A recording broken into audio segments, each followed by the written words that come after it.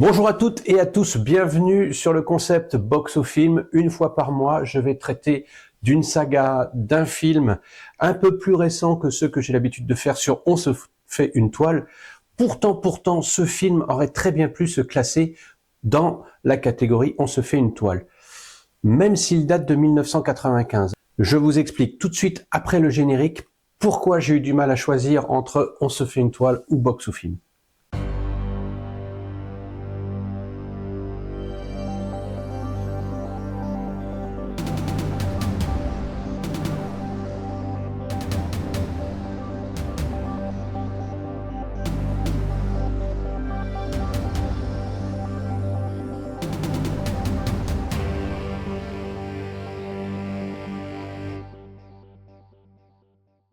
Oui, mais dans le cas de la deuxième option, vous allez me dire, oui, mais c'est pas un film classique des années hollywoodiennes, tu fais encore une transgression, et vous auriez entièrement raison.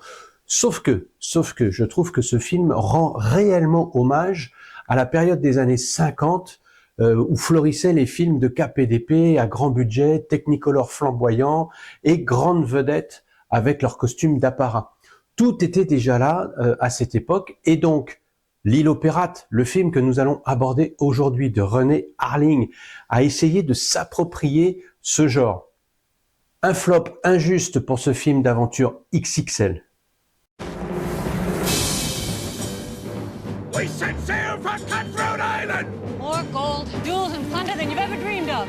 I'm gonna split you open. I really think that from now on we should be partners. 50-50. 60-40. Embrace! Open fire!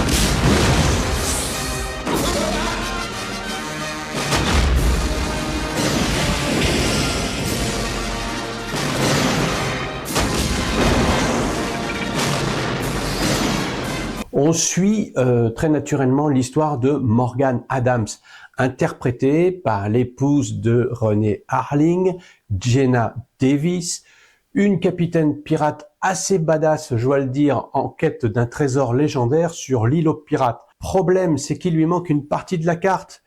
Certes, elle a pu récupérer celle de son père, de manière assez originale, on va dire. Mais les deux autres parties de la carte qui en feront un tout sont séparées, notamment chez son oncle, un psychopathe, Don Brown, joué par Frank Langella. On y reviendra un peu plus tard, qui est aussi sur le coup. Et en prime, elle doit gérer un escroc interprété par Matthew Modine, qu'elle a acheté aux enchères parce qu'il parlait le latin, acheté aux enchères comme un vulgaire perroquet, disons-nous. Run him up! Fire!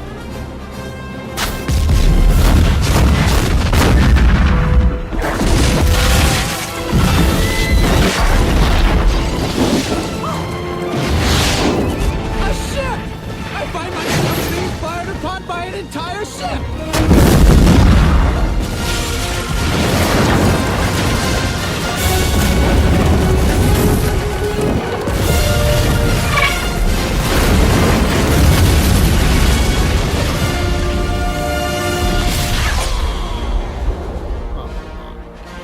Et c'est donc René Harling qui va se casser les dents sur ce film.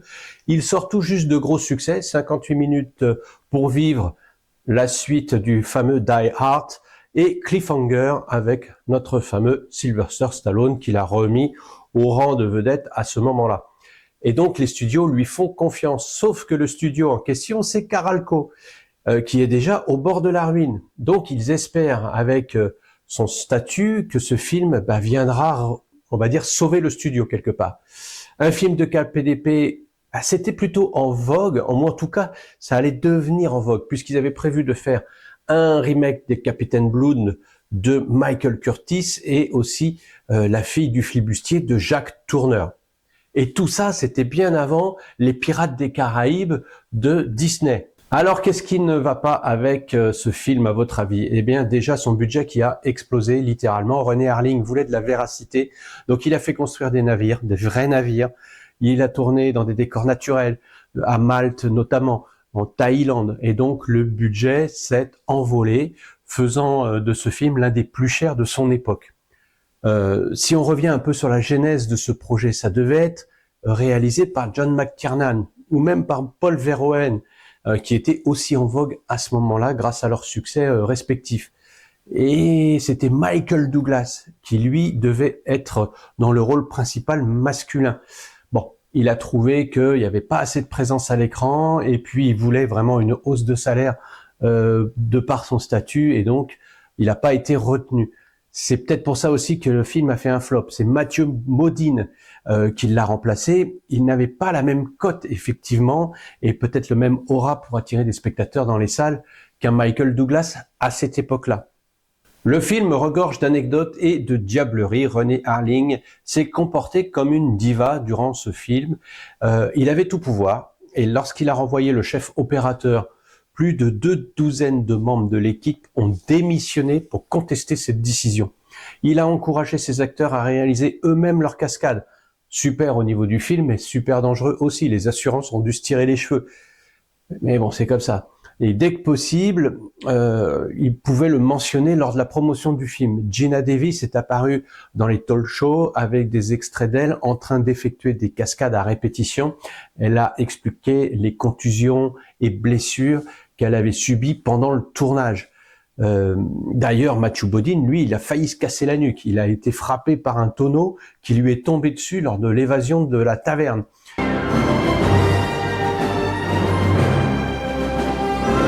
Et c'est Alan Hall qui est responsable des effets pyrotechniques. Il était déjà sur le tournage de Backdraft, le film de Ron Howard, excellent film d'ailleurs. Il s'en est donné à cœur joie, tout simplement, durant tout ce film avec des explosions presque hors contrôle et très dangereuses d'ailleurs.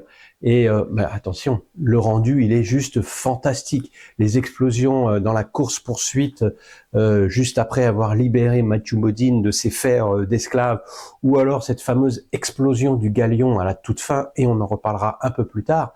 Bref, les moyens sont là, et ça se voit. D'ailleurs, c'est bien Matthew Modine et Geena Davis qui sont suspendus au-dessus de la falaise pour aller chercher leur fameux trésor. Les seules modifications apportées aux effets spéciaux ont consisté à effacer numériquement les câbles de sécurité et à ajouter des vagues déferlantes, car l'endroit en contrebas n'était que des rochers et une eau relativement calme. Toujours dans un danger omniprésent lors de la séquence où les traîtres sont contraints de sauter par-dessus bord, eh bien, cette scène a failli tourner au désastre. Bien qu'ils étaient tous des cascadeurs, lorsqu'ils ont sauté du bateau en marche, eh bien, certains ont immédiatement appelé à l'aide, juste après avoir touché l'eau. Donc, en fait, au début, les équipes ont dit, bon, bah, ça fait partie du scénario, c'est ça, ils jouent simplement leur rôle.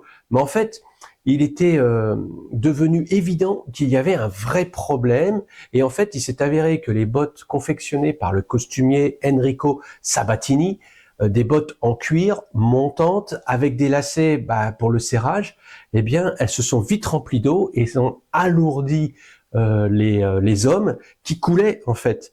Et donc, il a fallu aller les secourir. Voilà, ça fait partie en fait de tout ce qui n'a pas été sur ce tournage, tout ce qui a ralenti le tournage. D'ailleurs, René Harling regrette que les accidents de production aient donné lieu à des articles de presse qui ont terni la réputation du film avant même sa sortie en salle. Malgré tous les efforts déployés, ajoute-t-il, il aurait pu simplement filmer un barbecue dans son jardin qu'il aurait obtenu le même accueil auprès des téléspectateurs ou des spectateurs à cette époque. Effectivement, quand on regarde le résultat au box-office, 10 millions de dollars, on peut même dire que ce film a été un naufrage, sans mauvais jeu de mots, finissant les souffrances de la boîte de production Carolco, qui avait pourtant financé Terminator 2 et Rambo. Bref, c'est un véritable gâchis. D'ailleurs, à cette période, le film est rentré dans le Guinness des records. Triste record, pourtant, puisqu'il est mentionné comme le plus gros échec financier de l'histoire du cinéma à cette époque. Mais chose incroyable, c'est que certes, le film fut un échec au box-office américain et il fut retiré des salles seulement après 2 semaines. Mais il a été distribué que très peu aussi en dehors des États-Unis. Une brève sortie en France, aux Pays-Bas et au Portugal. Et cette faible distribution a ruiné le film, a ruiné la production et a coulé le studio en faillite.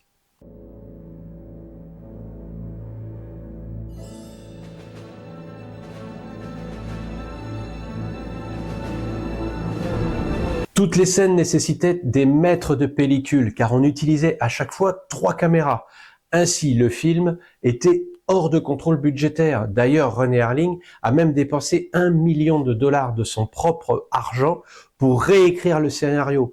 Carol Coe était tellement endetté qu'il n'en avait plus les moyens d'apporter une quelconque modification. René Harlin, toujours, était en couple avec Geena Davis. C'était sa femme du moment. C'est peut-être pour ça qu'elle a obtenu le rôle principal. Peut-être, je dis bien peut-être. What a woman you become. Et elle ne démérite pas de toute façon, mais pour les studios, dans un film d'action, avoir une femme en tête d'affiche ne semblait pas garantir un succès et être rentable. Et ils auraient préféré peut-être avoir un Michael Douglas ou un Harrison Ford dans le rôle titre. Quand je dis que René Harlin faisait sa diva, c'est qu'il a fait construire tous les décors et a repensé toute la conception de la production, reconstitution dans un temps record et avec un scénario qui a dû être réécrit pour tenir compte de tous ces changements. En fait, ces deux facteurs ont largement contribué à l'augmentation considérable du budget. On en revient toujours au même. Mario Kassar, le producteur, n'est pas non plus tout beau dans cette affaire parce que il avait décidé de commencer la production et de construire les décors, les navires et autres détails logistiques à Malte, avant même que la première version révisée du scénario ne soit prête. Il a même vendu les droits de distribution à l'étranger avant même la publication de la première version révisée. Tout ça a apporté des modifications, comme je l'ai dit, et donc a coûté encore plus cher. René Harlin avait à l'esprit dès ses premiers pas sur Die Hard 2 en 92 et Cliffhanger en 93, le désir de faire vibrer le public en lui offrant une expérience où les acteurs ont l'impression d'être impliqués, d'être en danger. D'ailleurs, il est incroyablement satisfait de la conception des effets sonores. Il s'agissait du premier film de pirate à l'ère du son numérique. Et il se sentait responsable de veiller à ce que chaque coup d'épée, chaque coup de canon soit restitué de la manière la plus parfaite possible.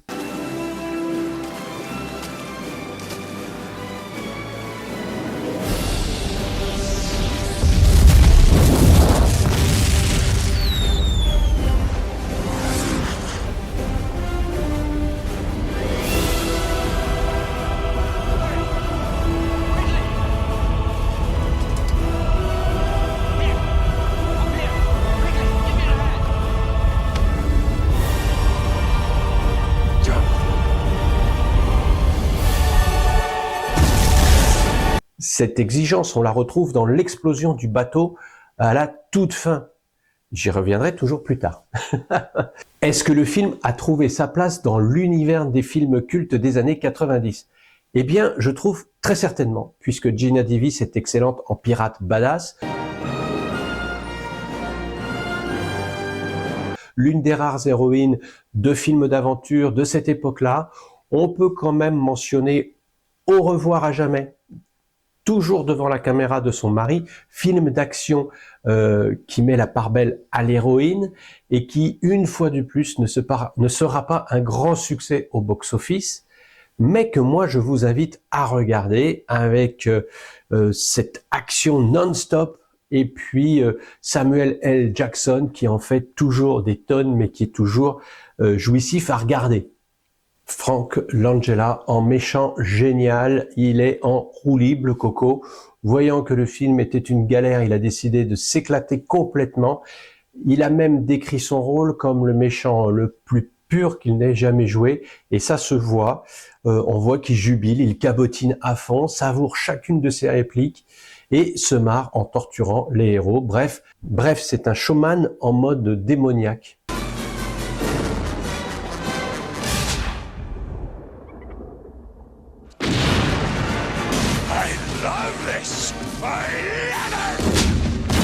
Alors, ce que j'en pense, eh bien, je fais partie du lot qui, à sa sortie, ce film ne m'avait pas convaincu. Peut-être par rapport à son héroïne, peut-être par rapport à l'expérience que j'avais, moi, de ces films des années 50. Et effectivement, faisais partie du lot de ces gens qui n'ont pas été le voir au cinéma, qui l'ont vu en VHS à cette époque-là. Mais aujourd'hui, à la revoyure, je dirais plus la même chose. Alors, est-ce que René Harling savait réellement ce qu'il voulait faire avec ce film ? Tout a été compliqué et hors norme. Vous l'avez bien compris, avant, pendant et durant la production, le film a été un véritable flop, enchaînant déboire sur déboire.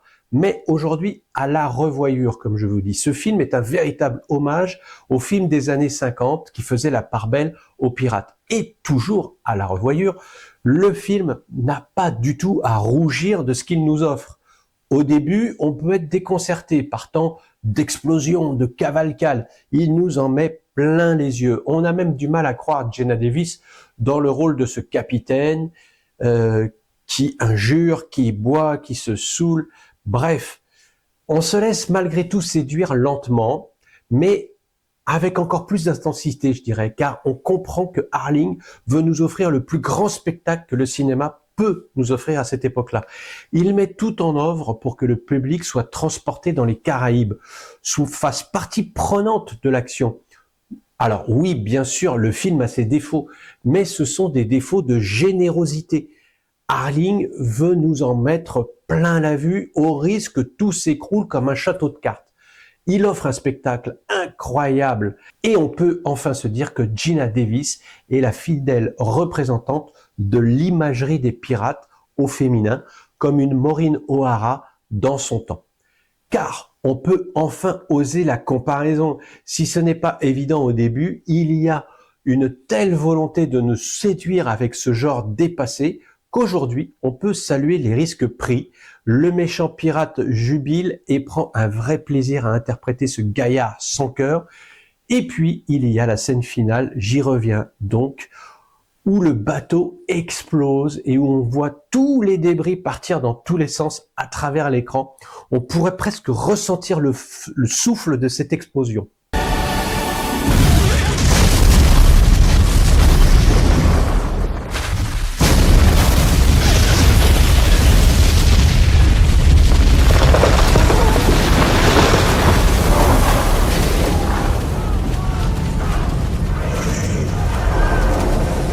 Cette scène est incroyable à voir avec un grand écran, à voir avec un son qui va bien sûr donner toute cette impulsion. Mais en tout cas, rien que cette scène m'a donné envie de faire cette vidéo. Rien que cette scène m'a posé la question, c'est est-ce que je le mets dans On se fait une toile pour le côté classicisme, hommage, ou est-ce que je le mets dans Box au film parce que c'est un film récent, un film de 1995. Mais pour en revenir au sujet du jour, si vous aimez les films d'aventure, les punchlines un peu kitsch et les épées qui s'entrechoquent, ça vaut vraiment le détour. Et c'est très loin du nanar flamboyant qu'on pourrait imaginer. Il faut repenser à ce film comme un artisan du travail bien fait, avec toutes ces cascades et ces décors XXL, de vraies explosions avant que les fonds verts ne soient utilisés à outrance. Il faut redonner une chance à ce film. J'irais même à le comparer avec La Momie de Stephen Sommers. Méga succès. Ce film aurait pu avoir exactement la même destinée. Il s'en est passé de peu.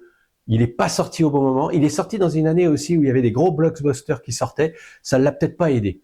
Dites-moi dans vos commentaires si vous me rejoignez, si vous aussi vous réévaluez ce film à la hausse après tant d'années. Naturellement, abonnez-vous. Vous êtes nombreux à regarder les vidéos. Vous êtes nombreux à regarder les vidéos et vous êtes nombreux à ne pas passer le cap de l'abonnement à la chaîne. Je vous rappelle que c'est gratuit et sans engagement. Alors, n'hésitez pas. Et puis surtout, ça fait marcher le référencement de la chaîne YouTube et ça va aider cette chaîne à se développer. Donc, n'hésitez pas, abonnez-vous. Voilà, j'espère que je vous ai donné envie de revoir ce film, un film XXL, avant la série des Pirates des Caraïbes, bien sûr. Donc, je vous dis à très bientôt pour une nouvelle Box au film. On se retrouve une fois par mois pour ce concept. Bonne toile, ciao ciao.